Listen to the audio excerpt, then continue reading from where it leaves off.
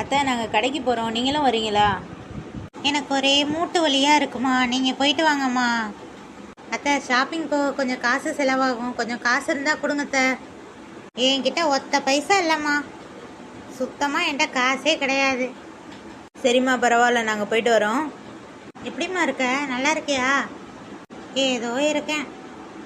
அம்மா என் புருஷங்காரன் காசே தரமாட்டேங்கிறாம்மா வீட்டுக்கு, அவனே செலவழிச்சுக்கிட்டு இருக்கான், ஒத்த பைசா கூட தரமாட்டேங்கிறான். ஐயோ அந்த படுபாவி இப்படி பண்ணுறியானே, வீட்டுக்கு ஒத்த பைசா கொடுக்க மாட்டேங்கிறானே. என் மவ சாப்பிட்டாலோ இல்லையோ, வீட்டில் சோறாக்குனாலோ இல்லையோ, குழம்பு வச்சாலோ இல்லையோ, நான் தரேம்மா உனக்கு பணம். இந்தாம்மா நீ வச்சுக்கோ அந்த பணத்தை, சோத்துக்கு கூட வழி இல்லாமல் இருக்கு. தேங்க்ஸ்மா.